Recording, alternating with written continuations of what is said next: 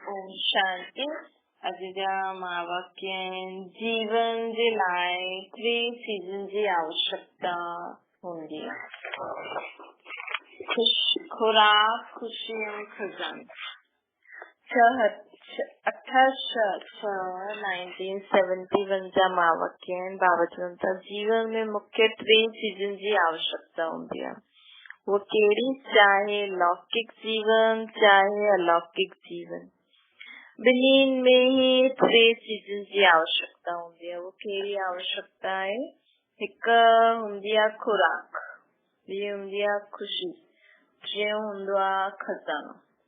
भई जीवन में माण्हुनि खे अगरि खुराक हूंदी आहे, ख़ुशी हूंदी आहे ऐं खजानो हूंदो आहे, टे चीजूं बाबा चवनि था, चाहे लौकिक चाहे अलौकिक, ये 3 चीजन जी ॾाढी आवश्यकता हूंदी आहे।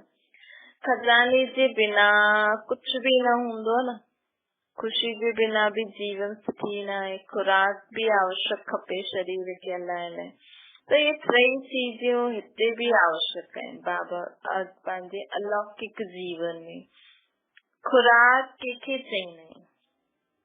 खुशी त थींदी आहे प्राप्ति सां।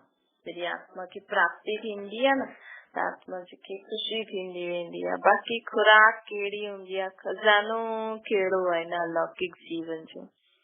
खजानो आहे ज्ञान जो, खुराक आहे याद सां जो शक्ति बढ़ती आहे।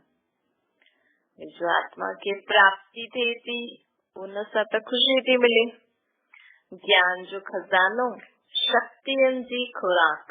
तॾहिं बाबा चईंदा न, सुबुह सुबुह जो मूंखे यादि करो त मां तव्हांजी आत्मा खे शक्तिशाली खुराक खाराईंदमि। सुबुह सुबुह जो अगरि शरीर खे बि सुठी खुराक ॾियो त भले सॼो ॾींहुं माण्हू कुझु न बि खाए, हल्को फुल्को बि, त बि शरीर ठीकु रहंदो। जीवन जी एनर्जी खुराक हूंदी आहे न। त आत्मा जी खुराक कहिड़ी आहे? जो बाबा खे शक्ति ॾींदो आहे। ये जेके हाणे बाबा जी आत्मा में शक्ति बढ़े थो न, ये सत्य में गुणनि जे रूप में अनुभव थींदी। टिनिनि जी प्राप्ति थी चुकी आहे या थिए थी अञा? बाबा प्रश्न त पुछनि। खजानो भी पूरो मिली चुकियो, खुराक भी मिली, ख़ुशी त आई, अखुट खजानो मिलियो आहे न। अच्छा, हाणे अखुट खजाने खे ॾाढो सहज अगरि कंहिंखे गिनती करे ॿुधायो त छा छा मिलियो? माण्हू खे जो मिलंदो ॻणंदा आहिनि न, मूंखे इहो मिलियो, ईअं बाबा चए तो तव्हांखे जो खजानो मिलियो आहे, अगरि कंहिंखे गिनती करे असां ॿुधायूं भई असांखे ये खजानो मिलियो आहे गिनती करे, त छा छा मिलियो? त कहिड़ी रीति ॿुधाईंदा? सम्झो कोई तव्हांखे पुछे तव्हांखे ज्ञान में छा छा मिलियो आहे, त कहिड़ी रीति ॿुधाईंदव? कंहिंखे वर्णन करे करे ॿुधाईंदव त ईअं ॿुधाईंदव जिसो सहज रीति से जो खजानो अची वञे। सागर खे गागर में समाए करे ॾेखारियो। खजाननि जो वर्णन ज़रूर आहे। 1 2 3 गिनती करे ॿुधाईंदव त एतिरा खजाना असां वटि आहिनि। हिते भी 1 2 3 4 जे अंदर ही सॼो खजानो गिनती करे ॿुधाए सघंदा आहियो? 3 4 5, पोइ बाबा चए थो 5 6 अंदर हिननि जी गिनती करे सॼो खजानो ॿुधाए सघंदा आहियो? हिक में इकट्ठी ॻाल्हियूं अची वेंदियूं। हिकु बाप आहे न, हिकु बाप, हिकु ई ज्ञान। ईअं ई हिक जो ई वर्णन करो त केतिरी पॉइंट्स अची वेंदियूं। 2 जो वर्णन करो त 2 में भी केतिरी पॉइंट्स अची वेंदियूं। 3 जो वर्णन करो त केतिरी पॉइंट्स अची वेंदियूं। ये थींदो न, हिकु टॉपिक हुन टॉपिक जे अंदर, तीअं हिकु असांखे खजानो हुन जे अंदर ॿियो कहिड़ो केतिरा केतिरा खजाना आहिनि। ईअं बाबा चए थो वीचार करो। अगरि असांखे कंहिंखे ॿुधाइणो हुजे त 1 2 3 4 5 इन में सॼो ज्ञान वर्णन करे सघंदा आहियो। 5 पॉइंट्स असांखे पूरे ज्ञान जो 4 5 चीजनि में अची वञे। जी खजाने खे अंगुली में गिनती कंदा आहियो न, ईअं तव्हां बि ज्ञान खजाने खे इन 5 गिनतियुनि में वर्णन करे ॿुधाए सघंदा आहियो। ये क्लास कराया ताणे विचार कजो। कोई भी तव्हां वटि अचे त तव्हां मूंखे ॿुधाए सघंदा आहियो पूरे ज्ञान खे 5 ॻाल्हियुनि में समेट। पोइ ॾिसणो आहे 5 जे अंदरि सॼी पॉइंट अचे थी। ईअं मंथन करणो खपे। असां बाबा असांखे केॾो ऊचो ज्ञान थो ॾे न। अगरि असां सॼे ॾींहं में बि हिन जे बारे में वीचार कंदासीं न त असांखे लॻंदो छा आहे हिन ज़िंदगी में। बाबा असांखे केॾी सुठी सुठी पॉइंट्स केॾी सुठो सुठो ज्ञान थो ॾे जेको सहज बि थी वञे। उहो ज्ञान पोइ उन्हनि खे रमणीक बि लॻे। 5 में सॼो ज्ञान वर्णन करे ॿुधायो। खज़ाननि खे बि वर्णन करे ॿुधाइण जे लाइ सहज तरीक़ो इहो आहे। नंढा ॿारनि खे बि 1 2 3 ईअं सिखाइबो आहे न। त हिन 5 में सॼो खज़ाननि जो वर्णन थी वञे। और जेतिरी बार खज़ाननि जो वर्णन कंदासीं न उहा मननि में लाहींदासीं पोइ ख़ुशी बि प्राप्त थींदी। भई बाबा पहिरियों चई 5 में सॼो ज्ञान वर्णन करो। ॿियो बाबा चई हाणे 5 में सॼा खज़ाना बि वर्णन करो। बाबा जी न खज़ानो आहे ज्ञान जो, खुराक आहे सत्संग जी। त इहे ज्ञान जो जेको खज़ानो इहे 5 ॻाल्हियुनि में असां फिक्स करे छॾियोसीं। पोइ खज़ाननि खे जेतिरो मनन कंदासीं ओतिरो मग्न अवस्था ऑटोमेटिकली थी वेंदी। पोइ ख़ुशी बि मिलंदी, खुराक बि मिली ऐं खज़ाननि जी स्मृति बि खज़ाना बि स्मृति में अची वेंदा। शक्ति बि मिलंदी आहे न हुन सां। जॾहिं असां मनन कंदा आहियूं न त आत्मा खे जॾहिं सम्झ ईंदी आहे न त आत्मा खे शक्ति मिलंदी आहे। सही ॻाल्हियूं स्मृति में अचे न। 5 ॻाल्हियुनि पूरे ज्ञान खे 5 ॻाल्हियुनि में पहिरियों बांटो। पोइ हुन सां मनन करो त ख़ुशी बि मिलंदी, खुराक बि अथव, शक्ति बि मिली। सही ॻाल्हियूं अची। हिन जीवन खे श्रेष्ठ जीवन चइबो आहे न। याद जी यात्रा में रहण सां कोई करामत ईंदी आहे।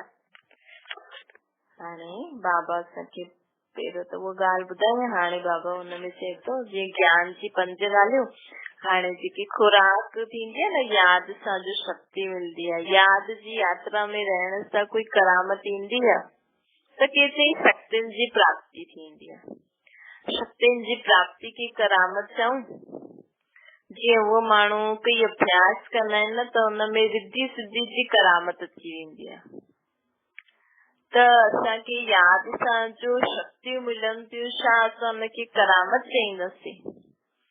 जंहिं शक्ति जे आधार सां असां कर्तव्य कंदा आहियूं हुनखे करामत चऊं। त कंहिं चयो न बाबा करामत न चईंदासीं। करामत सम्झी करे प्रयोग में न लाहींदा आहियो न। असांखे त बाबा शक्ति ॾिनी अथई असां त जीवन में बसि हुनखे यूज़ था करूं न। रिद्धि सिद्धि वारा पंहिंजे अनुसार यूज़ करे कमाईंदा आहिनि। असां थोड़ी बाबा जी शक्तियुनि खे करे कमायूं थोड़ी था। बाबा चईंदा मुंहिंजो ज्ञान कोर्स कराए त बि पैसा न वठो। हिते त ॿिया कोर्स कराइण में त केॾा पैसा वठंदा आहिनि। त असां कुझु करामत सम्झी करे प्रयोग में थोड़ी लायूं था। लेकिन कर्तव्य सम्झी करे शक्ति जो प्रयोग करूं था। भई कंहिंखे शांत करणो आहे। अॼु ॾिसो कोई माण्हू चए हिनखे गुस्सो आहे चईंदो हा एतिरे जी अंगूठी पायो पैसा वठंदो, एतिरा पूजा करायो पैसा वठंदो। असां थोड़ी कंहिंखे शांति जो दान ॾियण जो पैसा थोड़ी वठंदा आहियूं। त शक्ति जो प्रयोग असां त कर्तव्य सम्झी करे शांति जी शक्ति जो प्रयोग कंदा आहियूं। कर्तव्य करण जो त फर्ज़ आहे न। हिन कारण स्वीकार न कंदा आहियूं। हिते करामत जी ॻाल्हि न आहे। हिनखे श्रीमत जो हिनखे श्रीमत जे प्रैक्टिकल कर्तव्य सम्झी करे असां हलंदा आहियूं। उन मनुष्य वटि करामत हूंदी आहे। तव्हां माण्हुनि जी बुद्धि में ईंदो कि असां त श्रीमत प्रमाण कर्म करूं था। असांजी त सेवा आहे। खुद जी बुद्धि में ॻाल्हि ईंदी असांखे श्रीमत प्रमाण ईअं करणो आहे। ॿियनि खे बि ॿुधाइणो त श्रीमत प्रमाण असांजी श्रीमत आहे, हुननि जी करामत आहे। त श्रीमत ऐं करामत में फर्क थी वियो न। तव्हां माण्हुनि खे शक्ति प्राप्तियूं आहिनि त श्रीमत में ईंदियूं आहिनि न। श्रीमत द्वारा अथवा हिन मत जी गति प्राप्त थींदी, हिन मत सां ई गति प्राप्त थींदी। मतलब असां ईअं कंदासीं, बाबा जी सम्झ धारण कंदासीं त असांखे इहा प्राप्ति थींदी। करामत न, लेकिन श्रीमत समझी करे कंदा आहियूं। करामत समझी शक्तियुनि जो प्रयोग न कंदा आहियूं, कर्तव्य समझी करे शक्तियुनि जो प्रयोग कंदा आहियूं। शक्ति ईंदी जरूर, अगर असां कर्तव्य समझी करे कंदासीं न तो शक्ति ईंदी। ऐं तो सोचो कि ॾिसाणे मन के जादू, मतलब कि किसी ॾिसाणे न चवंदी शांत आत्मा ई शांत थी वेंदी। ये करामत न करे करे ॾेखारणो कि कीअं न कयो। असांखे त श्रीमत प्रमाण, पंहिंजो कर्तव्य प्रमाण असांखे न शक्तियुनि खे प्रयोग में लाइणो, पोइ शक्ति जरूर ईंदी। मुख सां ॻाल्हाइण जी जरूरत न आहे, संकल्प सां कर्तव्य सिद्ध करे ॾींदो। जॾहिं असां में शक्ति ईंदी न, ये कर्तव्य सम्झंदासीं कि भई असांखे बाबा ॾिनी अथई त असांखे सभिनि जो भलो करणो आहे, त असां पंहिंजे संकल्पनि सां कर्तव्य कंदासीं। जीअं मुख द्वारा कर्तव्य सिद्ध करण जे अभ्यास में बि पहिरियों तव्हां माण्हुनि खे ज्यादा ॻाल्हाइणो पवंदो हुयो, तॾहिं सिद्धि मिलंदी हुई। हाणे घटि ॻाल्हाइण सां बि कर्तव्य थिए थो न, हाणे घटि ॻाल्हाइण सां बि कर्तव्य थींदो। छो जे हाणे असां पंहिंजे शक्तियुनि खे बाबा जो ॾिनो अथई, हिनखे कर्तव्य में सम्झी करे लॻाईंदासीं न, त जीअं इहा अंतर्यामी वैसे इहा बि प्रैक्टिस थी वेंदी। तव्हांजो संकल्प कर्तव्य पूरो कंदो। मनसा सेवा में छा कंदा आहियूं, संकल्प ई त कंदा आहियूं न। मनसा सेवा था पंहिंजे संकल्पनि सां कार्य पूरो करो। संकल्प सां कंहिंखे बि सॾु करो, करे सघंदा आहियो। कंहिंखे संकल्प सां कार्य जी प्रेरणा बि ॾेई सघंदा आहियो। ये भी शक्तियूं आहिनि न, लेकिन हुननि जो कर्तव्य समझी करे प्रयोग करणो। बाबा चए थो असांखे कर्तव्य समझी करे प्रयोग करणो आहे। ये प्राप्ति श्रीमत सां थी आहे। ये जीअं बटन दबाइण सां सॼो नज़ारो टेलीविजन में अची वेंदा न, उहो ई असां संकल्प हिते कंदासीं। मतलब कोई भी असांखे कम करणो आहे, सम्झो असांखे कंहिंखे सम्झानी ॾियणी आहे, लेकिन वो मुख सां सम्झे नथो, या तव्हां हुनखे मुख सां सम्झाए नथा सघो, त तव्हां संकल्प करो। बाबा जी याद में रही करे संकल्प करो। हुन आत्मा खे जीअं संकल्प था ॾियूं कि हिन ॻाल्हि में ईअं कर, हुते उनजी बुद्धि में क्लियर चित खिचजी वेंदो। असां हिते बाबा जी याद में संकल्प करूं था, हुते हुन आत्मा जी बुद्धि में क्लियर चित्र अची वेंदो। ईअं कनेक्शन हलंदो रहींदो। ये सभी शक्तियुनि जी प्राप्ति थींदी। चेक कजो असांखे थी आहे, असां भई कुझु बि संकल्प करूं था त उहा आत्मा उहो करे थी। बाबा जी याद में कर्तव्य समझी करे करणो आहे असांखे, ज्यादा हुनमें न वञणो। मतिलबु करामत न, शक्तियुनि की करामत यूज कंदासीं त प्रॉब्लम थी वेंदी। हिन प्राप्ति जे लाइ हाणे ताईं बुद्धि में ये सभी ॻाल्हियूं समाप्त। जॾहिं असांखे ये प्राप्ति कॾहिं थींदी असांखे, जीअं असां सोचूं साम्हूं वारो ओड़ो कमु करे, जॾहिं असांजी बुद्धि सभिनि ॻाल्हियुनि बुद्धि में सभी ॻाल्हियूं समाप्त थी वेंदियूं न, सिर्फ़ु बाबा जी श्रीमत जी आज्ञा जो मिली आहे उहो ई हलंदी रहे। भई बाबा असांखे श्रीमत ॾिनो अथई न, भई ईअं ईअं करणो खपे, क्रोध न करणो खपे, त हिन क्रोध खे थधो करण लाइ बाबा असांखे छा ज्ञान ॾिनो अथई। तव्हां कंहिंखे ॿुधाइण चाहियो था, लेकिन तव्हां कॾहिं ॿुधाए नथा सघो, या साम्हूं वारो ॿुधण नथो चाहे, या साम्हूं वारो सम्झे नथो, त हुन केस में असांखे हीअं करणो खपे। छा करणो खपे, संकल्प करे। बाबा जी याद में संकल्प करे हुन आत्मा खे संकल्प ॾियो कि हीअं कर। त ये कॾहिं थी सकती, जॾहिं बाबा जी श्रीमत जी आज्ञा जो मिलल आहे न, बस उहो ई यादि रहे। बाक़ी मुंहिंजो बढ़ावो थिए, मुंहिंजी ईअं थी वञे, ईअं न, बाबा जो ॿार सुधरी वञे, बाबा चए थी। ॿियो कुझु बि मिक्स न हुजे, व्यर्थ संकल्प श्रीमत न आहे, पंहिंजी मनमत न हुजणी खपे। व्यर्थ संकल्प असांजी मनमत हूंदा आहिनि त बाबा चए थो त जॾहिं अहिड़ी बुद्धि थी वेंदी जंहिंमें सिवाय श्रीमत जे ॿियो कुझु मिक्स ई न हुजे, तॾहिं शक्ति ईंदी नज़दीक। पोइ असां बाबा जे नज़दीक ईंदा वेंदासीं। गायन शक्तियुनि जो ज्यादा ईंदो आहे न, असां पंहिंजी संपूर्ण स्थिति जे बि नज़दीक ईंदा वेंदासीं। बाबा चए थो गायन शक्तियुनि जो ज्यादा हूंदो आहे न, कर्तव्य जे संबंध में शक्तियुनि जो गायन ज्यादा है। छो जी साकार में अंतिम कर्तव्य जी समाप्ति शक्तियुनि द्वारा ई आहे न। या हाणे अंत में जो अंत थींदो, बाबा जी प्रत्यक्षता कीअं थींदी, असां शक्तियुनि द्वारा ई त थींदी न। इन करे कर्तव्य जी स्मृति व यादगार जी शक्तियुनि जो ज्यादा है, यादगार भी शक्तियुनि जो ज्यादा है। कर्तव्य में भी शक्तियुनि ते कहना भई कंहिंजो बि कमु ईअं थींदा त चईंदा न, हा हाणे नवरात्रा ईंदा, देवी ईंदी या कमु कंदी या देवी खे आह्वान कंदा आहिनि। शक्तियुनि जो ई ज्यादा कर्तव्यनि जो गायन आहे न। दिन प्रतिदिन भविष्य में देवताउनि जे स्वरूप जो पूजन व यादगार घटि थींदो वेंदो, असां शक्तियुनि जो पूजन गायन वधंदो वेंदो। गायन हूंदे हूंदे ई प्रत्यक्ष थी वेंदो। अच्छा, बाबा जे साम्हूं निर्मल शांता दादी वेठा हुया। कलकत्ते में सर्विस जो साधन त स्थापना करे वरितो अथव। सर्विस त स्थापना त थी वई, लेकिन जी सर्विस जे साधन जी स्थापना कई अथव उहो पालना जो रूप हाणे विस्तार खे पाइणो खपे। कलकत्ते जे म्यूजियम द्वारा सभिनि आत्माउनि खे कीअं शांति जो वरदान प्राप्त थी सघंदो आहे। छो जी कलकत्ते में अशांति ज्यादा है, अशांति ज्यादा है न, त एतिरो आवाज फैलाइणो खपे जो गवर्नमेंट ताईं आवाज वञे कि हिन स्थान द्वारा शांति सहज प्राप्त थी सकती है।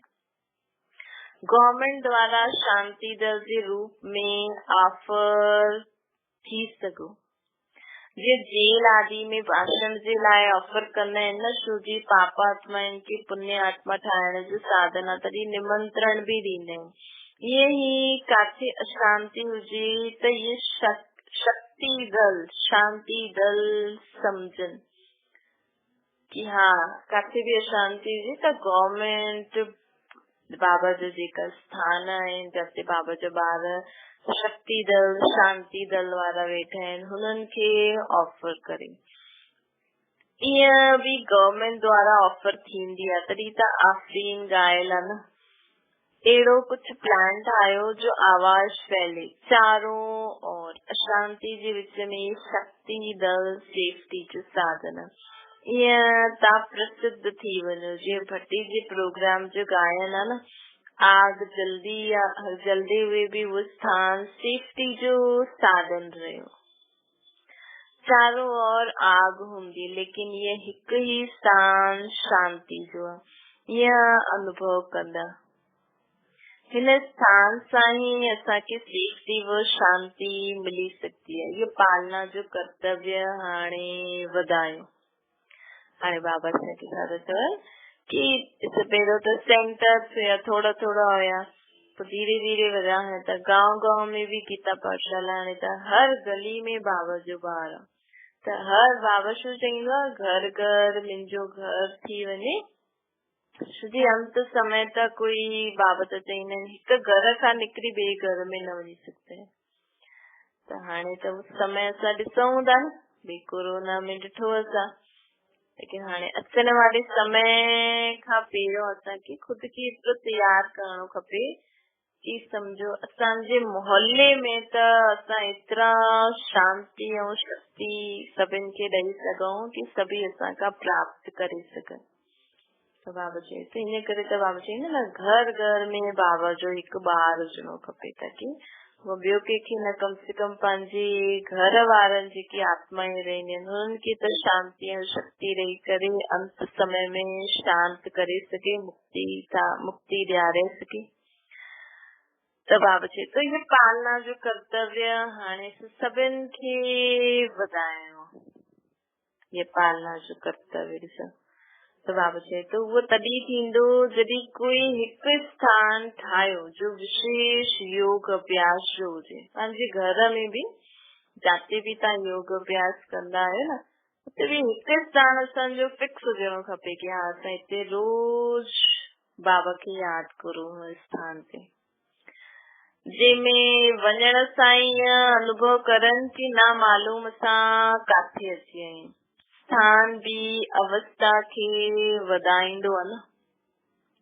हिकु स्थान ते वैसे त बाबा त चईंदा जाते भी असां यादि करूं उहा आदत पइजी वञणी खपे, वो त आहे हलते फिरते त यादि करणो ई आहे, लेकिन त भी हिकु स्थान असांजो फिक्स हुजणो खपे जाते वेंदे असां सभिनि खे शक्ति ॾेई सघूं। सहज स्थान भी अवस्था खे वधाईंदो आहे, मधुबन जो स्थान ही स्थिति खे वधाईंदो आहे न। त अहिड़ो कोई स्थान ठाहियो जो कोई कॾहिं भी परेशान दुखी आत्मा हुजे न, चिंता में डुबल हुजे, तो अचण सां ई महसूस करी कि असां काथे अची विया आहियूं। अहिड़ो प्लान ठाहियो। हाणे पंहिंजे घर में भी भले तव्हां अगरि घर मतलब वो आहे त कोई भी अहिड़ी स्पेस जीअं माण्हू गुरु जो कमरो अलॻि रखंदा आहिनि, मंदिर आदि ईअं, ये पंहिंजो भी हिकु स्थान असांजो ठहियल हुजे जाते असां रोज बाबा खे यादि करूं। हुन जो वातावरण एतिरो शांति ऐं सुखमय हुजणो खपे कि कोई भी आत्मा असां वटि अचे दुखी परेशान थी करे त हुन स्थान ते अची करे सुख शांति की अनुभूति करे। श्री सब लोग सेंटर था हलण लाइ सब तैयार न थींदे, मधुबन भी हलण लाइ सब तैयार न थींदे, तो कम से कम असां घर वेठे बाबा जी दूध जो ज्ञान ॿुधूं था, बाबा खे रोज यादि करूं था, तो कम से कम असां में एतिरी शक्ति त हुजणी खपे कि ॿियो कंहिंखे भी न, कम से कम असां पंहिंजे जेका भी असां सां गॾु मिलण ईंदा आहिनि या परिवार वारा आहिनि हुननि खे त असां सदा सुख शांति जो दान ॾींदा रहूं आत्मा समझी करे। छा ओम शांति। हाणे बाबा चवनि था कि पंहिंजी खे सफलता मूर्त समझदा है। सफलता मूर्त ठहण लाइ मुख्य कहिड़ो गुण धारण करण सां सफलता मूर्त ठही वेंदा आहिनि। त बाबा प्रश्न था पुछनि। पहिरियों त बाबा पुछे पंहिंजी खे सफलता मूर्त समझदा है, तो सफलता मूर्त ठहण जे लाइ मुख्य कहिड़ो गुण धारण करणो आहे। त बाबा चई सहनशीलता। सहनशीलता ऐं सरलता कोई भी कार्य खे सफल ठाहे सघंदो। जे कोई धैर्यता वारो मनुष्य सोचे समझी करे कार्य कंदो न तो सफलता प्राप्त थींदी आहे।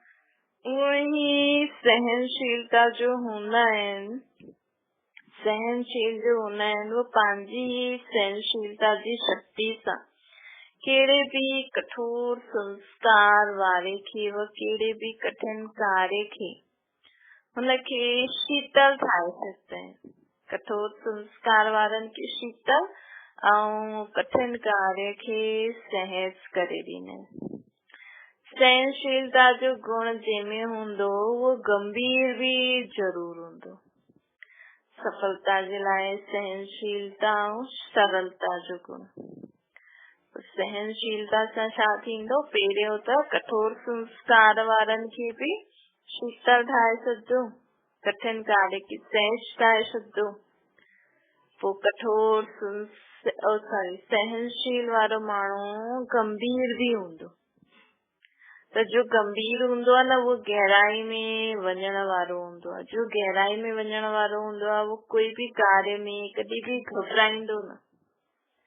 तो बाबा चए तो गहराई में वञण वारो कॾहिं भी घबराईंदो न, गहराई में वञी करे वो सफलता प्राप्त कंदो। सहनशीलता वारो ॿाहिरि मुक्ता जे वाइब्रेशन खे ही न, लेकिन मन जे संकल्प भी जो उत्पन्न थींदा आहिनि न, उन संकल्पनि जी उत्पत्ति खे ॾिसी करे भी घबराईंदो न। सहनशीलता वारो माण्हू संकल्प जो वेस्ट नेगेटिव डर्टी थॉट्स हूंदा न उन्हनि जी उत्पत्ति सां बि घबराईंदो न, पंहिंजी सहनशीलता सां सामनो कंदो। सहनशीलता जे गुण वारे जी सूरत सां छा ॾेखारे में ॾींदो, जंहिंमें सहनशीलता जो गुण हुनजी सूरत सां सदैव संतुष्टता ॾेखारे में ॾींदी। पर हिकु सहनशीलता जे गुण में केतिरा गुण असां में अची वेंदा। संतुष्टता बि ॾेखारे में ॾींदी, हुनजे नैन चैन कॾहिं बि असंतुष्टता खे असंतुष्ट न ॾेखारे में ॾींदा। त जो स्वयं संतुष्ट मूर्त आहे उहो ॿियनि खे बि संतुष्ट ठाहे ॾींदो आहे ऐं हलदे फिरदे उहो फ़रिश्ते जीअं अनुभव थींदो, फ़रिश्तो बि थी वेंदो। सहनशीलता ॾाढो मुख्य गुण आहे। जेतिरी सहनशीलता पंहिंजे में ॾेखारे में ॾींदी ओतिरो सम्झो, जंहिंमें सहनशीलता ॾेखारे में ॾे ओतिरो सम्झो स्वयं सां बि संतुष्ट ऐं ॿियनि सां बि संतुष्ट। संतुष्ट थियण मतलब सफलता पाए। त कोई भी ॻाल्हि खे सहन करे वतो त सहन करण अर्थात हुनजी गहराई में वञणु। जॾहिं माण्हू सहन ई तॾहिं करे सघंदो आहे जॾहिं हुन ॻाल्हि खे गहराई सां सम्झे। जिस सागर जे तले में हली वेंदा आहियूं त रतन खणी करे ईंदा आहिनि, हीअं ई जो सहनशील हूंदा आहिनि उहे गहराई में वेंदा आहिनि, जंहिं गहराई सां ॾाढी शक्तियुनि जी प्राप्ति थींदी आहे। सहनशील ही मनन शक्ति के प्राप्त करे सकते हैं, मतलब सहनशील आत्मा मनन भी करे सकती है। सहनशील जो हूंदा आहिनि न उहा अंदर ही अंदर पंहिंजे मनन में तत्पर आहिनि। हिकु सहन करण वारो हूंदो आहे कि माण्हू चवंदा आहिनि मां सहन बि थी करां, पोइ हुननि खे हेॾे हेॾे फैलाईंदो बि वेंदो, फलाणे मूंखे हीअं चई, पोइ बि चवंदा आहिनि हा ॾिस मां केॾो सहन करे वेठी। वो सहन न थींदो। सहन मतलब कि हुनजे मन में भी हुनजे लाइ कोई ॻाल्हि न हुजे, वो मुख सां भी कंहिंखे हुनजे लाइ हुन ॻाल्हि जे लाइ कंहिंखे कुझु ॿुधाए न, बुराई न करे। ऐं जंहिं भी माण्हू कुझु भी चए, कहिड़ी भी सिचुएशन हूंदी, लेकिन उहा आत्मा सदा ख़ुशि पंहिंजे पाण खे ठीक रखी हलंदी, ख़ुशि रहंदी। हुन माण्हू सां भी सिचुएशन में भी उहा आत्मा ॾाढी सम्झ सां जीवन जींदी, किंजे लाइ भी नेगेटिव न सोचदी।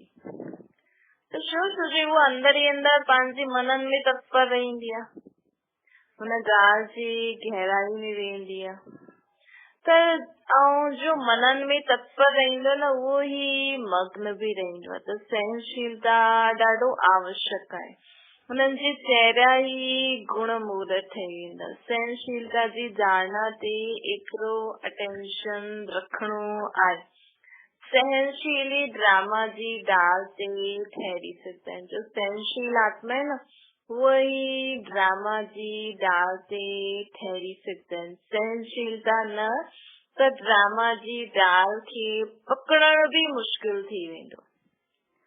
सहनशीलता वारो ही साक्षी ठही सघंदो आहे ऐं ड्रामा जी डाल खे पकड़े सघंदो आहे। एतिरो अटेंशन हिन ते आहे, सदैव कोई न कोई गुण साम्हूं ॾिसी हुनजी गहराई में वञणो। हाणे बाबा ॿियो पॉइंट ॿुधाइनि था कि असांखे न सदैव कोई न कोई गुण खे साम्हूं ॾिसी हुनजी गहराई में वञणो। जेतिरो जेतिरो गहराई में वेंदो ओतिरो ही गुणनि जी वैल्यू जो पतो पवंदो ऐं जेतिरो जंहिं चीज जी वैल्यू जो मालूम हूंदो आहे न ओतिरो ही हर गुण खे ग्रहण करण व वर्णन करण सहज थी वेंदो। कंहिंखे सम्झ में अची वञे हिनखे खाइण सां इहा बीमारी थींदी आहे त उहो माण्हू खाईंदो ई न।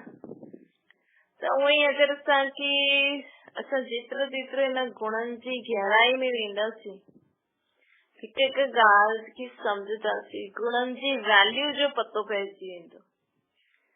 सहनशील, हर्षित, पवित्रता, गंभीरता, हिननि सभिनि गुणनि जी जॾहिं वैल्यू जो पतो लॻी वेंदो न कि असांखे सहनशील थी करे छो हलणो आहे, हर्षित मुक्त थी करे शो हलणो आहे, पवित्र थी करे शो रहणो आहे, गंभीर शो रहणो आहे। जेतिरो जंहिं चीज जी वैल्यू जो मालूम पइजी वेंदो आहे, ओतिरो ई हर गुण खे ग्रहण करण व वर्णन करण सहज थी वेंदो आहे। लेकिन हिक हिक गुण जी गहराई केतिरी आहे त जो ॼाणंदो आहे उहो ई एतिरो वैल्यूएबल बि ठहींदो आहे। हुनजो गायन सर्वगुण संपन्न थींदो आहे, अर्थात गुणनि जे आधार ते ही एतिरी आत्मा जी वैल्यू थींदी आहे। जो जंहिं गुणनि जे आधार सां एतिरी वैल्यूएबल ठहींदा आहिनि, हुन हिक हिक गुण जी केतिरी वैल्यू हूंदी। जो लक्ष्मी नारायण सर्व गुणनि सां संपन्न हिक हिक गुणनि जी धारणा करे एतिरा वैल्यूएबल ठहिया आहिनि, त जंहिं गुणनि खे धारण करे उहे एतिरा ऊच ठहिया आहिनि, उन्हनि जी उन गुणनि जी केतिरी वैल्यू हूंदी न। ईअं गहराई में वञो ऐं जेतिरो स्वयं खे वैल्यू जो पतो मालूम पइजी वेंदो, ओतिरो ई ॿियनि खे बि हुन वैल्यू सां ॿुधाईंदो।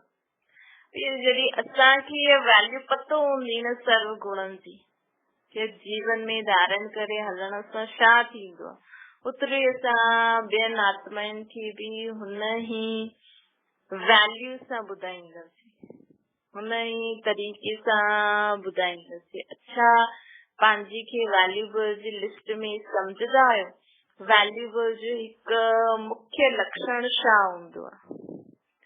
जीअं बाप दादा जी खे त्रिमूर्ति चईंदा आहिनि, उअं ई तव्हां हिक हिक जी मूर्त में 3 मूर्तियुनि जो साक्षात्कार थींदो आहे। वैल्यूएबल जो मुख्य लक्षण हाणे बाबा ॿुधाए थो कि वैल्यूएबल आत्मा जी मूर्त सां 3 मूर्त जो साक्षात्कार थींदो। बाप त 3 देवताउनि जो रचयिता हुजण जे कारण त्रिमूर्ति कहलाईंदो न, लेकिन तव्हां हिक हिक जी मूर्त सां 3 मूर्तियुनि जो साक्षात्कार थींदो आहे। वो 3 मूर्तियूं कहिड़ियूं आहिनि? शक्ति द्वारा कहिड़ी 3 मूर्तियुनि जो साक्षात्कार थींदो आहे? तव्हां माण्हुनि द्वारा हाणे 3 कर्तव्य थियण आहिनि। तव्हां माण्हुनि द्वारा हिन समय 3 कर्तव्य थींदा आहिनि। बाबा चवनि था कई आत्माउनि जे अंदर दैवी संस्कार जी रचना व स्थापना कराईंदा आहियो न। हर बार बाबा जो ॿार जीअं ई ठही वेंदो आहे त कंहिं न कंहिं रीति सां सेवा त शुरू थी वेंदी आहे। त बाबा चए थो तव्हां माण्हू कई आत्माउनि जे अंदर दैवी संस्कार जी रचना व स्थापना कराईंदा आहियो न, त ही स्थापना जो कार्य बि कंदा आहियो न। त असां मां 3 मूर्तियुनि जो साक्षात्कार मां हिकु मूर्ति कहिड़ी आहे? दैवी संस्कारनि जी रचना व स्थापना जो कार्य करण वारा स्थापना। ऐं कई आत्माउनि जो संस्कार अहिड़ा आहिनि जो कुझु निर्बल आहिनि, पंहिंजे संस्कारनि खे परिवर्तन न करे सघंदा आहिनि व पंहिंजे संस्कारनि खे सेवा में न लॻाए सघंदा आहिनि। उन्हनि खे मदद ॾेई अॻियां वधाए त इहे छा थी वई? पालना बि कंदा आहियूं। पालना में नंढे पालना करे नंढे खां वॾो कंदा आहियो न, मतलब सम्झो कंहिंमें कहिड़ो संस्कार आहे, नथो छॾे सघनि, सम्झनि था, इच्छा रखनि था, त असां हुननि जी पालना करे असां हुननि खे हुननि जे मथां रहम करे बाबा जी शक्ति ॾेई करे जेके बाबा चवंदा वरदाता ठहे, शुभ भावना शुभकामना रखी करे हुननि खे उहा संस्कार धारण कराइण में मदद करो। ऐं पोइ कई आत्मायूं जो पंहिंजी शक्ति सां पुराणे संस्कार खे मिटाए न सघंदियूं, उन्हनि खे बि मददगार ठही विक्रमनि जो नाश कराइण में मददगार ठहींदा आहियो न। असां द्वारा नए संस्कारनि जी स्थापना जो कार्य बि थींदो आहे। अगर कोई आत्मा नथी धारण करे सघे त असां हुनखे शक्ति ॾेई करे हुनजी पालना बि कंदा आहियूं, हुनखे मदद कंदा आहियूं। ऐं जो आत्मा पुराणा नथी छॾे सघे, विनाश नथी करे सघे, त बाबा जी याद में हुनखे शक्ति ॾेई विनाश जो कार्य बि कराईंदा। संस्कार टई कर्तव्य हलन था न हिन टिनिन कर्तव्यन जे लाइ टे मूर्तियूं कहिड़ी थी वई। टे मूर्तियूं थियासीं न, स्थापना, पालना, विनाश। जिस समय कोई आत्मा जे नए दैवी संस्कार जी रचना कराईंदा आहियो, हुन समय तव्हां छा ठही वेंदा आहियो? ज्ञान मूर्त। जिस समय असां आत्मनि खे ज्ञान ॾियूं था, नया संस्कार कहिड़ा धारण करणा आहिनि, त हुन समय असां कहिड़ा आहियूं? ज्ञान मूर्त ठही वेंदासीं। जिस समय पालना कराईंदा आहियो, हुन समय रहम ऐं स्नेह ॿिन्हिनि जी मूर्त। ज्ञान मूर्त, रहम ऐं स्नेह जी मूर्त। पालना जे लाइ रहम और स्नेह जी आवश्यकता हूंदी आहे न। अगर रहम न हूंदो त स्नेह भी न हूंदो, त पालना जे समय हिकु रहम दिल ऐं स्नेह मूर्त जरूरी आहे। अगर कोई आत्मा उहा पाण खे शांत नथी करे सघे, असां त हुनखे चयोसीं भई क्रोध न करो, शांति जी शक्ति खे धारण करो, शांति जो गुण धारण करो। वो नथी करे पाए तो असां ॿियो हुनजो मज़ाक थोरी उड़ाईंदासीं, वरी ॾिसी त नथी करे न। असांखे हुनजे मथां रहम ईंदो न, रहम अचणो खपे, हुन लाइ स्नेह हुजणो खपे कि हा ये भी आत्मा मुंहिंजो भाउ आहे, ये भी धारण करे वठे। त रहम और स्नेह मूर्त ठहण। ॿी मूर्त कहिड़ी ठहणी आहे? रहम और स्नेह मूर्त। और जिस समय कोई जे पुराणे संस्कार जो नाश कराईंदा, हुन समय शक्ति स्वरूप। ऐं ॿियो आहे रोब जे बजाय रुहाब। ज्ञान मूर्त, स्नेह ऐं रहम दिल मूर्त, ऐं शक्ति मूर्त ऐं रुहाब। शक्ति मूर्त सां गॾु रुहाब भी हुजणो खपे। जेसि ताईं रुहाब में न ठहरदा आहियो, तेसि ताईं हुनजे विक्रमनि खे विनाश न कराए सघंदा आहियो। जीअं अज्ञान काल में कोई जी बुराई छॾाइण लाइ रोब रखबो आहे लौकिक दुनिया में, हिते रोब त न, लेकिन रुहाब में ठहरणु पवंदो आहे। अगर रुहाब में न ठहरियो त अनेक पुराणे संस्कारनि जो नाश न कराए सघंदा। आत्मिक, रूह अर्थात आत्मा, तो रुहाब मतलब आत्मिक स्वरूप, आत्मा शक्तिशाली हुजणी खपे। शक्ति रूप में विशेष हिन रुहाब जी धारणा कंदा आहियो न। शक्ति रूप में विशेष हिन रुहाब जी धारणा कंदा आहियो। हिन गुणनि द्वारा ये टे कर्तव्य कंदा आहियो न।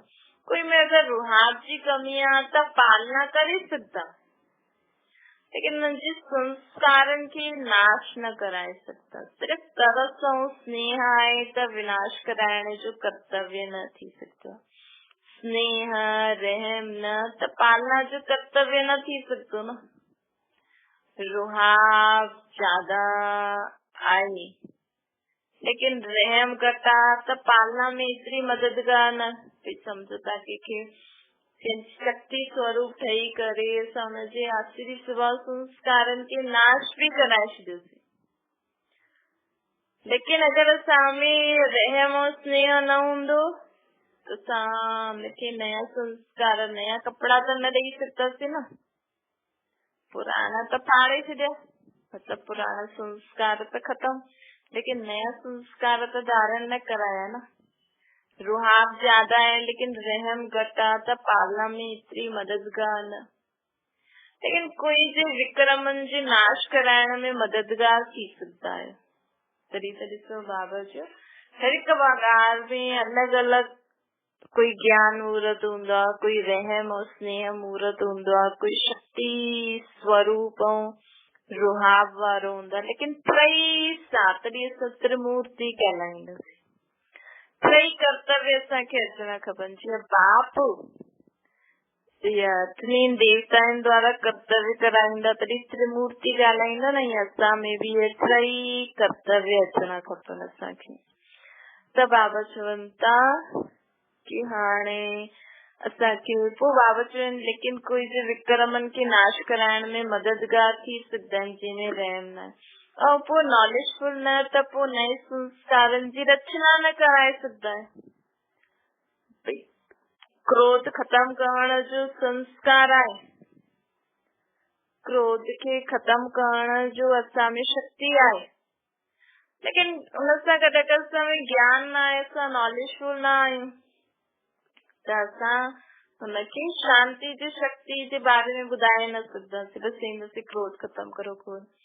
कोई में कहिड़ो विशेष गुण आहे, कोई में कहिड़ो विशेष गुण आहे, त बाबा चए था लेकिन खपे त टई न। अगर टिनिन में प्रैक्टिकल में समानता है त ही सफलता ॾाढी जल्दी मिलती है, न त कोई ॻाल्हि जी कमी हुजण जे कारण जो संपूर्ण सफलता हुजणी खपे ऐं जल्दी हुजणी खपे, हुनमें टाइम लॻी वेंदो, चाहे पंहिंजे लाइ चाहे ॿियनि जे लाइ। त हाणे लक्ष्य ये रखणो आहे कि टई कर्तव्य करण जे लाइ ये मुख्य गुण मूर्त ठहिणो, हुनमें कमी न हुजे, पोइ समय खे असां नज़दीक लाए सघंदासीं। तॾहिं त बाबा चईंदा न जल्दी जल्दी करो। जल्दी जल्दी कीअं कंदासीं? जॾहिं असां ज्ञान मूर्त, रहम स्नेह मूर्त, शक्ति मूर्त, रुहाब शक्ति स्वरूप सां गॾु रुहाब कॾहिं टई मूर्त ठही वेंदासीं, पोइ असां टई कर्तव्य करण जे लाइ गुण मूर्त ठही वेंदासीं। त गुण मूर्त ठहिण लाइ इहे टे मूर्तियूं ठाहिणियूं पवंदियूं। बसि समय खे नज़दीक लाए सघंदासीं, समानता लाइणी आहे, जो बाप के सर्व गुणनि जी समानता आहे न। हाणे कोई में कहिड़ो गुण आहे, कोई में कहिड़ी विशेषता, फर्क थी वियो न। बाप दादा कहिड़ी गिफ्ट ॾियणा आहे, निराकार भाव। हाणे बाबा ॿियो पॉइंट ॿुधाइनि था कि बाप दादा कहिड़ी गिफ्ट ॾियणा आहे, निराकार बाप जी गिफ्ट कहिड़ी आहे ऐं साकार जी गिफ्ट कहिड़ी आहे। ॿई गिफ्ट मिलियूं आहिनि, ॿई गिफ्ट हिकु आहे या अलॻि अलॻि आहे? गिफ्ट तो सभिनि खे मिली आहे न, बाप दादा द्वारा गिफ्ट मिलदी आहे। जो सर्व आत्माउनि प्रति गिफ्ट आहे उहा आहे स्वर्ग जो राज्य भाग्य, वो तो सभिनि खे मिलंदो ई आहे। लेकिन जो अनन्य ॿार स्नेही व सर्व कार्य में सहयोगी ठहंदा आहिनि न, उन्हनि खे पोइ पंहिंजी पंहिंजी गिफ्ट मिलदी आहे ॿिन्हिनि द्वारा, निराकार बाबा द्वारा भी, साकार बाबा द्वारा भी। साकार बाप दादा द्वारा हिक ही विशेष गिफ्ट कहिड़ी मिलदी आहे, जो स्नेह और सहयोगी रतन जो खे ही मिलदी आहे, ॿिए सभिनि खे न मिलदी आहे। सभिनि खे तो स्वर्ग जो राज्य भाग्य बाबा जी न प्रजा दास भी चईंदा, असां भी विश्व जा मालिक आहियूं।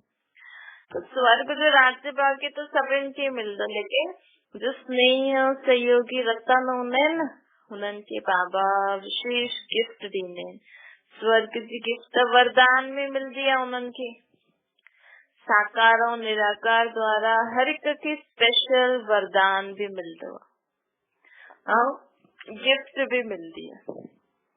कई अहिड़ा वरदान हर एक के पंहिंजा पंहिंजा मिलियल आहिनि, जो बिना महिनत जे वरदान द्वारा सफलता पाए वठंदा आहिनि।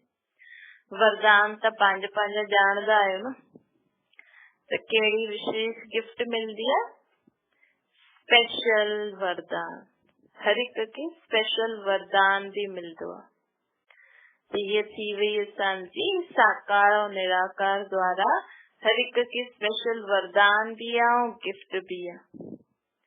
वरदान त पंहिंजा पंहिंजा ॼाणदा आहियो, कोई कोई खे विशेष शक्ति जो वरदान मिलंदो आहे, जिसां बिना मेहनत जे कार्य थी वेंदो।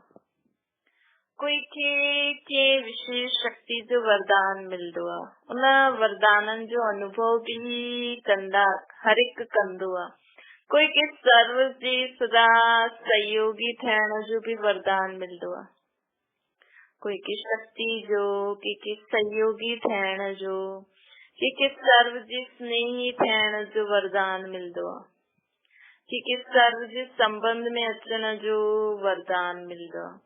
कोई कोई भी समस्या अचे हुन जो सामनो करण जो लाइ शक्ति जो वरदान मिलंदो आहे। त हर एक खे पंहिंजो पंहिंजो वरदान भी मिलियो आहे, लेकिन साथ साथ गिफ्ट भी मिली आहे। हिक हिक जे अंदर ॾिसो त सर्व शक्तियुनि मां असां हिकु श्रेष्ठ शक्ति वरदान जे रूप में प्राप्त आहे, जंहिंजे लाइ महिनत न करणी पवंदी आहे, नेचुरल प्राप्ति आहे न। हिक ॿ जे संपर्क में अचण सां अनुभव थींदो आहे न। भई असां कई आत्माउनि जे संपर्क में ईंदा आहियूं त सोचदा आहियूं न, हा भई हिन में इहा विशेष शक्ति आहे, हिन में इहा विशेष गुण आहे।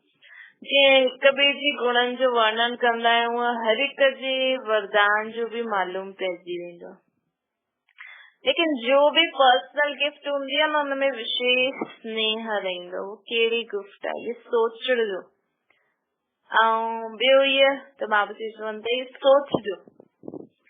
ॿियो इहो सोचजो कि पर्सनल गिफ्ट खे सदैव कायम रखण लाइ विशेष कंहिं ॻाल्हि ते अटेंशन रखण जी आवश्यकता आहे।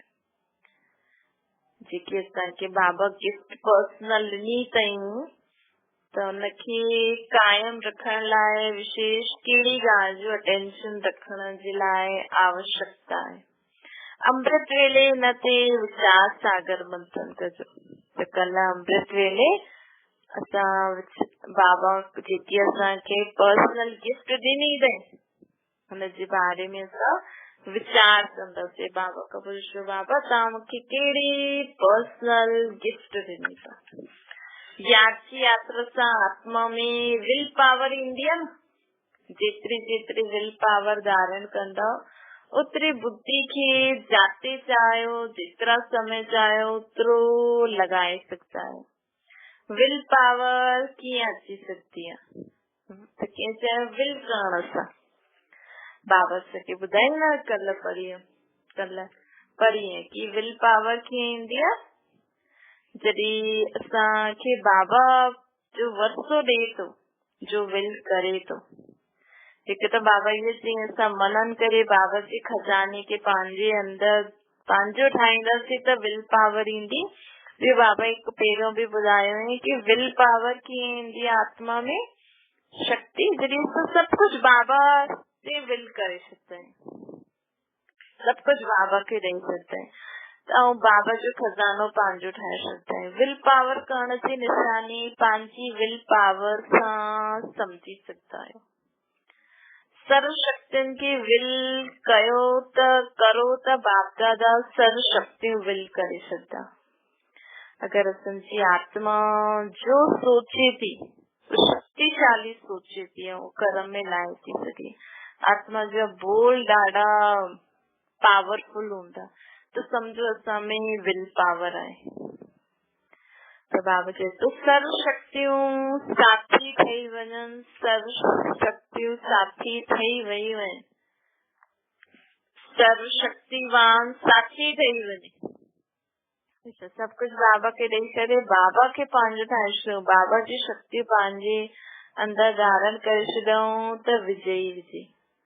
भक्ति मार्ग में भी कोई कार्य कंदा आहिनि त सम्झंदा आहिनि न, ना मालूम पूरो थे न थे, इन करे भगवान जे मथां छॾे ॾींदा आहिनि कि हे भगवान असांजो कार्य तव्हां ही ॼाणो। त ये जो भक्ति मार्ग जो संस्कार आहिनि हाणे प्रैक्टिकल में करूं था। जे भक्ति मार्ग में भी चईंदा न सर्व संबंध तुझे सां निभाए, लेकिन निभाईंदा न आहिनि। त भक्ति मार्ग में चयण मात्र आहे, हिते ज्ञान मार्ग में असां प्रैक्टिकल करूं था। ज्ञान मार्ग में करण जी शक्ति आहे, भक्ति मार्ग में चयण जी शक्ति आहे। रात ॾींहं जो फर्क़ु आहे न। शुद्धी ते करण करावण हाणे बाप असांजी मदद कंदो आहे न करण जे लाइ। त चईंदा आहिनि न माण्हू चयण ॾाढो आसान आहे, करण मुश्किल छो? छोजी उहो बाबा शक्ति ॾींदो, मदद कंदो, कीअं करो तॾहिं त करे सघंदा आहियूं। हाणे संगम युग ते करे सघंदा आहियूं। अच्छा, ओम शांति। बाबा खे यादि करो।